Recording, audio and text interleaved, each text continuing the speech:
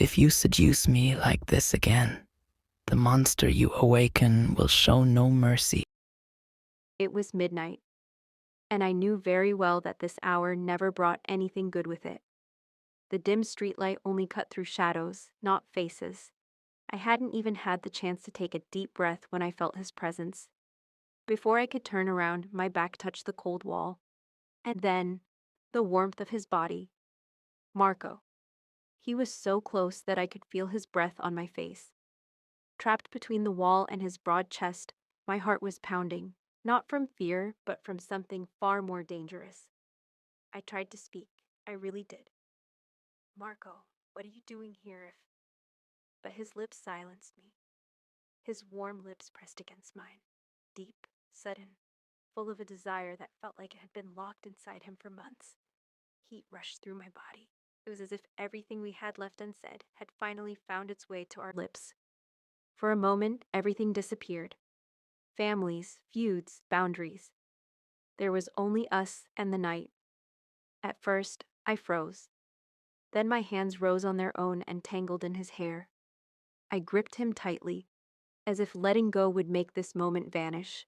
In the darkness, only our breaths and heartbeats battled each other. The kiss lingered. It deepened. It grew warmer. The outside world no longer existed. When we finally pulled apart, the distance between us was still dangerously small. My breathing was uneven, my chest rising and falling rapidly. Our foreheads nearly touched. With a voice I could feel trembling, I said, "You're crazy. Do you know what would happen if someone saw us?" He gave a faint smile, still catching his breath. "I know." He paused, the same pause that always came before trouble. "But some things are worth the risk." His gaze dropped. I was wearing a thin nightdress, meant for sleep, not for facing him. The fabric cruelly outlined my body, too short to be ignored. He stepped closer. This time there was truly no space left between us. In a low, rough voice, he said, "And you, in that dress, you're tempting me more than you should." I slowly exhaled, trying to steady myself. I glanced at my clothes, as if only now realizing how exposed I was. I lifted my head and said, "Well, it's midnight. You're the one who wanted me here. What did you expect me to wear? It's sleepwear." Then, with hesitation and hidden anger, I asked, "Why did you really come here, Marco?" His smile turned mocking. "Maybe I just came to see you." I looked at him with dark eyes. "Don't lie. You did something. At this hour." "What did you do? Did you destroy my father?" Marco laughed softly. "No." A brief pause. "Just a few of his valuable shipments are burning in flames. By the time he finds out, everything will be ash." My breath caught. "You're very brave, explaining this to me." I said, "If I call him right now, all it takes is one signal and they'll burn you alive." With a wicked look and a calm tone, Marco replied, "Unlikely. Right now, his daughter is the one who set me on fire." After saying that, he leaned toward my neck. His warm breath brushed my skin, and his lips gently touched my neck. Heat surged through me, not because of the touch, but because I knew I should pull away, and couldn't. He kissed restlessly, wildly, as if tomorrow didn't exist. And right then, I understood. This love wasn't just forbidden, it was destructive. The sound of the guard's footsteps was getting closer. My heart pounded like a drum. Marco grabbed my hand. I took a shaky breath and whispered, "Marco, if we keep going, there's no way back." His hand didn't move, not because he didn't want more, but because he understood exactly what I meant. He looked into my eyes, serious and calm, yet filled with restrained danger. My voice came out low, almost pleading. "You have to go. If you stay here, they'll destroy all of you." Marco pulled away, stepping back just enough for me to see his face. The fire was still there, burning, controlled by something far more dangerous than desire. Certainty? Then he disappeared into the shadows. But my heart was still burning. Seconds later, he came back. Without warning, he cupped my face, pulled me close, and pressed his lips against mine. A brief, lightning-fast kiss, fierce and desperate, as if he wanted to erase every danger in that single moment. Just as the guards drew nearer, he pulled away. He ran, and vanished into the night. I stood there breathless, my heart on the edge of bursting. Quietly, carefully, I slipped back into the palace, moving through the shadows, making sure none of my father's guards saw me. Each step echoed my racing heartbeat. I hurried through the dark corridors, silent and tense, until I finally reached my room. I closed the door behind me, pressed my back against the wall, and tried to steady my breathing. Marco was gone, but his presence still lingered on my skin. I touched my neck, right where his lips had been moments ago. Damn it, this wasn't just desire. This was a choice. And in our world, choices always come with a price. I woke up to the soft morning sunlight. For a few seconds, everything felt calm, until I looked in the mirror, and I saw it. A faint bruise on my neck. A mark from last night, from Marco. I exhaled slowly and let my hair fall over it, hiding it as if it didn't exist. I changed quickly and walked to the breakfast table. My father, Kairos, was sitting there, and when he looked at me, he gave a small smile. "Good morning, Leah. Did you sleep well?" I returned the smile, my voice calm. "Yes, father. And you?" For a moment, it was just us. The soft clatter of dishes, a warm silence. A silence that reminded me he still saw me as his daughter, not a pawn in a war. But the peace didn't last. One of his aides approached and whispered something in his ear. His eyes hardened for a moment. The smile faded. "What did you say?" His voice was calm, but its authority cut like a blade. "The shipments that arrived last night, they've been burned. All of them." The air grew heavy. My father set his knife down slowly. "Who did this?" I tried to look unaware. "Who do you think it could be, father?" My voice was quieter than I felt. The aide stepped closer. "Our intelligence points to the Rosso family." The name hit my chest like a sudden blow. A short pause, then the aide continued. "Alexander Rosso. Last night, his son Marco Rosso and his men carried out this attack." My heart sank, but my face stayed calm. My hands clenched under the table. My father spoke, his voice cold. "Interesting. Right before today's negotiation." I asked without thinking. "Negotiation? What negotiation?" His gaze met mine. It was both measuring and decisive. "You two get ready, Leah. Today there's a meeting with the Rosso family and other mafia heads. Alexander has involved his son in this war. It's time the younger generation steps in. So go, get ready." And with my heart still burning, I returned to my room to prepare. After that tense morning, I returned to my room and closed the door. I tried to steady my breath, but my heart was still pounding like a drum. My thoughts were in chaos. My father and Alexander, Marco's father, had once been close friends and partners, inseparable in every way. We, their children, had grown up together in the same vast mansion, from childhood through adolescence. Marco and I, in that space, shared laughter, games, and endless moments together. But that friendship between our fathers slowly cracked under misunderstandings, doubt, and envy. Gradually, new enemies emerged, and we, unknowingly, grew up under the shadow of that rivalry. Now our families had become bitter enemies. And yet, Marco and I had fallen in love. An impossible love, fiery, dangerous. And now, the world expected us to fight each other, even though our hearts were still wildly entwined. With my thoughts in turmoil, I opened my wardrobe and picked out a suitable outfit. A formal outfit, yet still holding a piece of me, the girl in love. And in that moment, my heart raced with a mad, reckless joy. Because I knew that after last night, I would see Marco again. in a negotiation under the harsh light of day, with enemies and family watching. And I would have to stand before him, heart ablaze, mind a whirlwind of forbidden desire. After that tense morning, I returned to my room and closed the door. I tried to steady my breath, but my heart was still pounding like a drum. My thoughts were in chaos.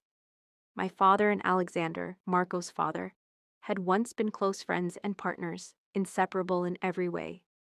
We, their children, had grown up together in the same vast mansion from childhood through adolescence. Marco and I, in that space, shared laughter, games, and endless moments together. But that friendship between our fathers slowly cracked under misunderstandings, doubt, and envy. Gradually, new enemies emerged, and we, unknowingly, grew up under the shadow of that rivalry. Now our families had become bitter enemies. And yet, Marco and I had fallen in love. An impossible love, fiery, dangerous. And now the world expected us to fight each other, even though our hearts were still wildly entwined. With my thoughts in turmoil, I opened my wardrobe and picked out a suitable outfit. A formal outfit, yet still holding a piece of me, the girl in love. And in that moment, my heart raced with a mad, reckless joy. Because I knew that after last night, I would see Marco again. In a negotiation, under the harsh light of day, with enemies and family watching. And I would have to stand before him, heart ablaze, mind a whirlwind of forbidden desire. I walked into the grand negotiation hall with my father. Sunlight poured through the tall windows, glinting off the polished tables and chairs. The air was heavy with power, like the calm before a storm. And there he was, Marco, standing beside his father, Alexander. His gaze was intense and fiery, and that mischievous grin, the one that always drove me mad, sparkled in the morning light. My father and Alexander locked eyes. Not a glance of respect, nor mere formality. It was a look of threat, of old scores ready to ignite. Every word exchanged felt like it could set the room ablaze. My father's voice, calm but icy, broke the silence. Alexander, I don't know what hope you still have. Alexander, without breaking his gaze, gave a cold, dangerous smile. Hope? I'm only doing what must be done. And I know you'll do the same. A heavy silence filled the room. A silence smelling of explosions, blood, and betrayal. Then Marco, fearless and utterly insane as always, stepped forward, his voice playful yet loaded with daring. Uncle, pardon me, Mr. Karos. I hope you enjoyed my little gift. My father froze for a moment, then gave a slight smile, though his eyes betrayed the lurking threat. Marco strutted around, as if to remind everyone that even in a formal negotiation, he was in control. Hours passed, the conversation stiff, full of veiled threats and tense posturing. Until a brief moment arrived, a moment when guards and others were distracted. I was alone with Marco. He came close, his hot breath brushing my face, eyes flashing dangerously. In a low, slightly anxious voice, I whispered, "So, what do we do now? My father wants to drag me into this game, and I'm supposed to fight against you." Marco grinned, that same maddening grin, and added a dark humor to it. Perfect. This way, we're closer together. My heart caught fire again. That look, that tone, that proximity. Everything reminded me of a forbidden love that could destroy us at any second. He moved closer, his warm breath brushing my face, eyes sparkling, but I stepped back, creating a safe distance. I turned and sat next to my father, on my chair. No one could sense that we were still aware of each other. In a calm, formal tone, I said, "We know everything. The Russos, they show no mercy. We are ready." Marco smiled, but said nothing, only glancing at me before stepping back respectfully toward the negotiation table. My father lifted his head, eyes piercing into Marco. Alexander, Marco's father, looked serious and slightly hostile, yet the dialogue remained formal, full of hidden threats. The meeting continued, threats and veiled jabs exchanged, both sides carefully watching every move. Finally, the session ended. Marco stood calmly beside his father, with that usual sly smile, and we left the room quietly. My heart was still racing, but nothing revealed that there was anything between us beyond the enmity of our families. The sound of chairs scraping against the marble echoed. The negotiation wasn't over, but it was broken. My father stood slowly, yet his gaze held no peace. He looked Alexander in the eye. "This is the last time I'll stand under the same roof as you." Alexander's smile was cold, sharp, threatening. "Don't threaten, Kiros. You always fire at the worst time." The air thickened. Guards instinctively reached for their guns. I sat beside my father, back straight, face expressionless, playing the role of the enemy perfectly. Without looking at me, my father said, "Stand up, let's go." I rose. I didn't glance at Marco even for a second. No smiles, no hesitation. But as we passed each other, I heard his voice, soft and low. "Good luck, Alina." I didn't look up. I answered deliberately, "Likewise, Marco Rosso." I said his full name on purpose. For everyone else, it was a line in the sand. For us, a fresh wound. I just shifted my shoulders slightly back. And outside, the heavy doors slammed shut, a verdict of war. In the corridor, my father quickened his pace. "Remember, Elena? From this moment, the Rossos are only enemies." I nodded.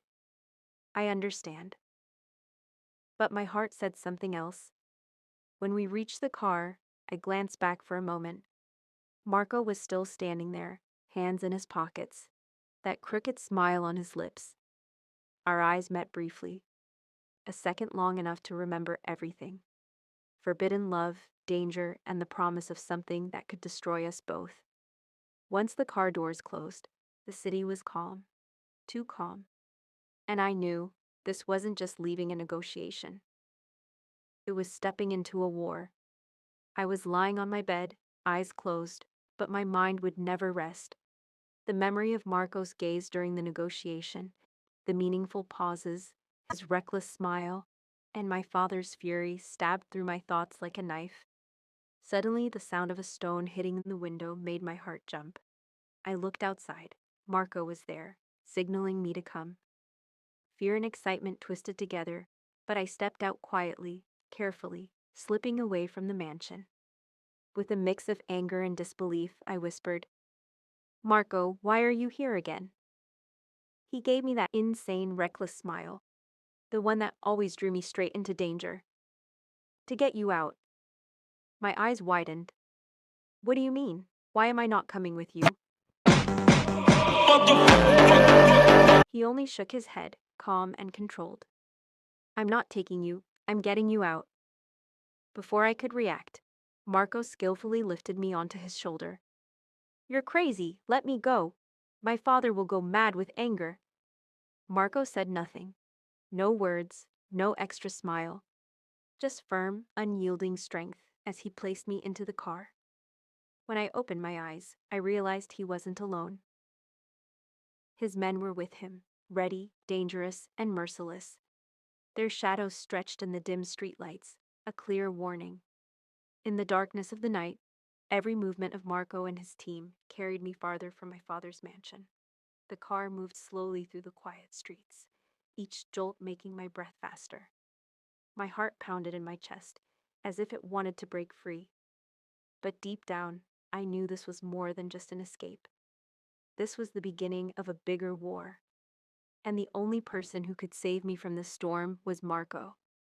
The car slid through the night like a silent shadow. I sat in the back seat, curled inward, stealing glances at Marco from the corner of my eye. He wasn't driving, he sat beside me, calm yet dangerously intense, his gaze fixed on me. The silence was thick with tension, only broken by the roar of the engine and the wind rushing past the windows. I couldn't stop my thoughts. The image of his reckless smile, last night's kisses, and the threat in his eyes still burned in my mind. I whispered softly, "Marco, if my father finds out this, what you're doing..." He smiled, that dangerous, playful grin. Don't worry, we'll make your father see reason. This had to be done. The shadows of the streetlights revealed the Russo mansion. My breath caught. The massive building, stone walls, heavy gates, everything screamed war and tension. The car stopped, and Marco opened the door. He paused, locking eyes with me. It was as if he wanted to make sure I was still safe, knowing that any second, everything could explode. As we stepped into the courtyard, heavy, furious footsteps echoed. Alexander, Marco's father, stood there, arms crossed, his cold, piercing gaze fixed on us. Marco stood close to me, his hand on my shoulder, offering not just protection, but a strange comfort. Alexander stepped forward, his voice cold and sharp. "Little lady, I hope they haven't bothered you. How long will you be a guest here?" I looked at him, my eyes wide, my heart still racing. "What do you mean? This only escalates the war. You called me, your daughter, and now you want to use me as my father's weakness?" Alexander's voice was harsh and firm. "No, only your father made the mistake. He brought you into this game today. Nothing more to say." Then he turned to Marco. "Take her to a proper room, for the sake of the past."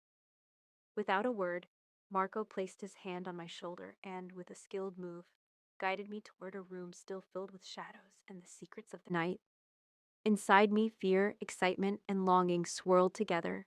I knew this was only the beginning of a dangerous game, where my hidden love for Marco would burn like a flame amidst enemies and mafia powers.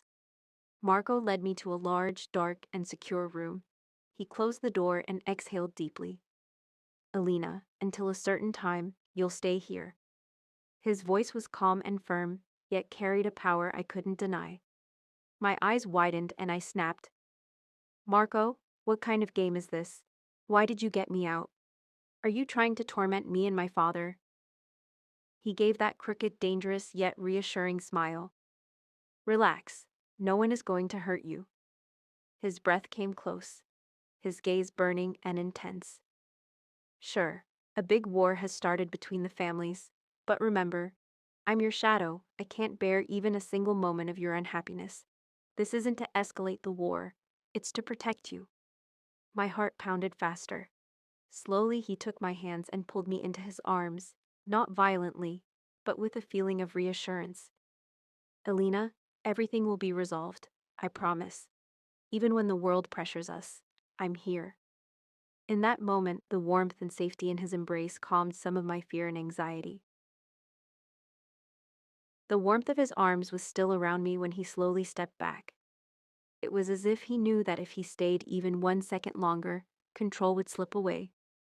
In a low voice, he said, "Now sleep. Tomorrow, everything will be clearer." I leaned against the wall and gave a bitter smile. "I don't think so. My father still doesn't know I'm here. When he finds out, he'll see this as a kidnapping. And you create a new problem for him every single night, Marco." His gaze turned serious for a moment. Then he smiled, but not his usual playful smile. This one was deeper, steadier. This time, I actually helped him. He took a step closer to me. Not threatening, not rushed. Controlled. His voice dropped even lower. "But tonight, I have to control myself." That sentence alone made my heart race more than any touch ever could. Without thinking, I moved a little closer, a trace of mischief slipping into my voice. "What is it? Are you scared?" His eyes darkened. His breath deepened. The smile vanished as he said in a warning, rough tone, "You're pushing me too far, Alina. You have no idea what kind of monster you're waking up." A short pause. Short enough to be dangerous. "And if it wakes up, I don't think I'll be gentle with you anymore." The silence between us grew heavy. Not empty silence. The kind filled with everything we both understood but didn't say. I didn't step back. But I didn't move closer either. I just said softly, "Then go, before it's too late." For a moment, his expression softened.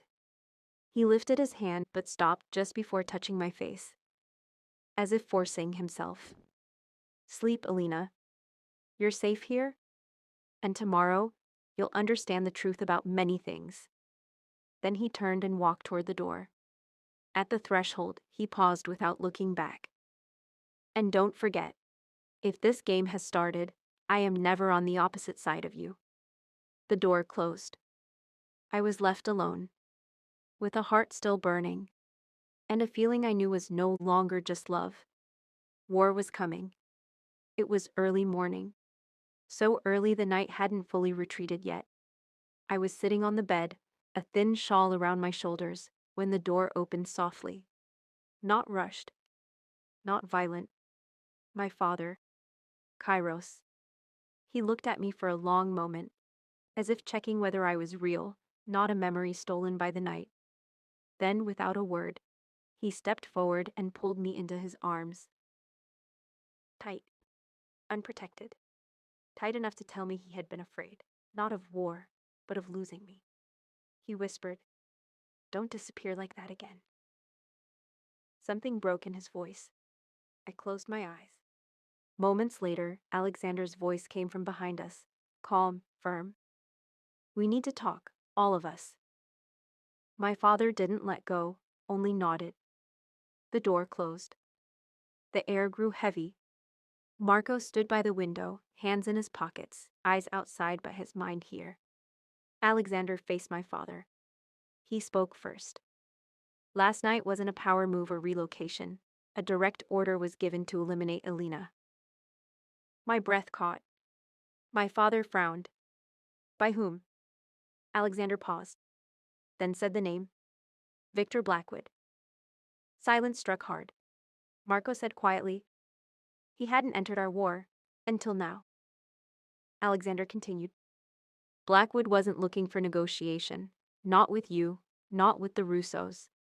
He wanted Alina gone that very night, no trace, no message, so the war would spiral beyond control." My father slowly sat down. "So the kidnapping?"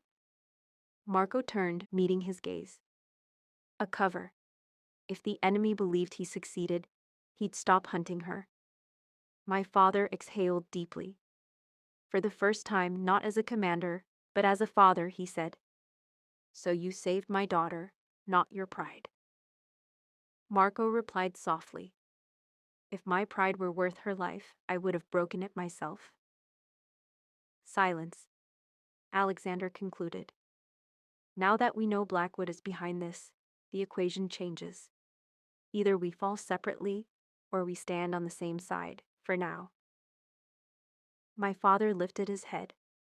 This time, his eyes held no hostility, no doubt. "Then from today on, we turn the fire not toward each other, but toward its source." I understood then. This wasn't just about saving me. It was the beginning of an unwanted alliance. A few seconds of silence followed, a silence heavier than any scream. I gathered my breath and said, "So, what is your decision?" Alexander shifted his gaze from my father and looked straight at me.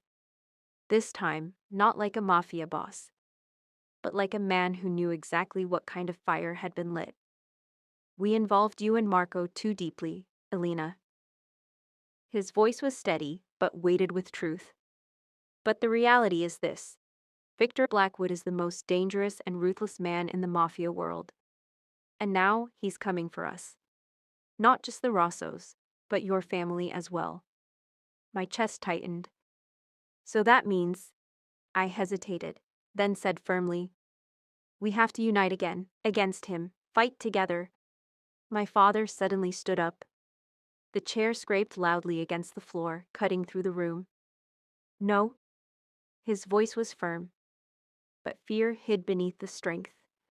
He looked at me the way he always did when he wanted to shield me from war. "From this moment on, you and Marco must remain safe.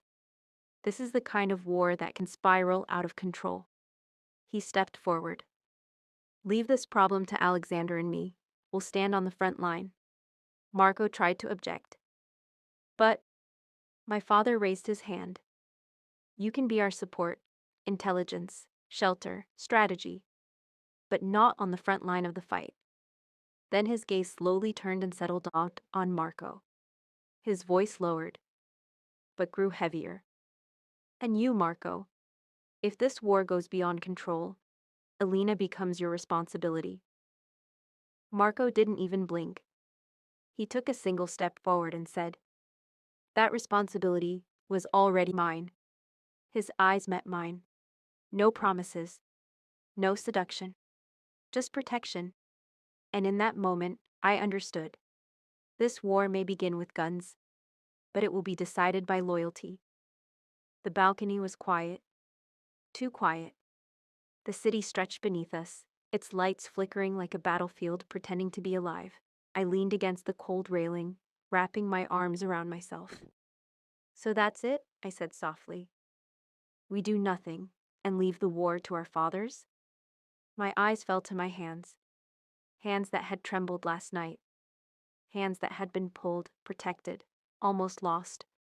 Marco stepped closer. I felt him before I saw him.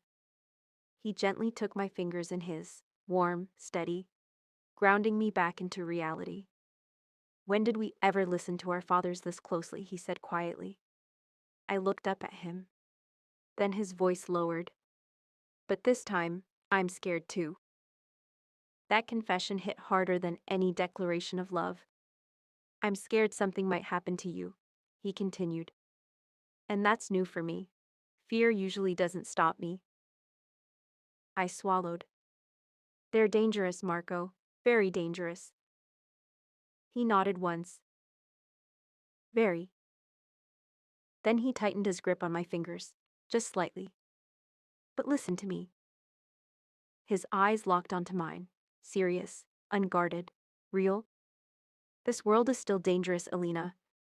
But if I'm going to fight, I want you to be the reason, not hatred." The words settled between us like an unspoken vow. I leaned my forehead against his chest and closed my eyes. "So what do we do?" I whispered. He rested his chin gently on my head. "We stay alive. We stay smart. And when the time comes, we choose each other, even if the world burns around us." I breathed him in. For the first time since the war began, my heart was calm. Below us, the city kept moving, unaware of the alliances, betrayals, and love that had just rewritten its fate. Maybe the war wasn't over. Maybe danger still waited in the shadows. But in that moment, in his arms, I knew one thing for certain. We weren't fighting alone anymore. And sometimes, that's how wars are truly won.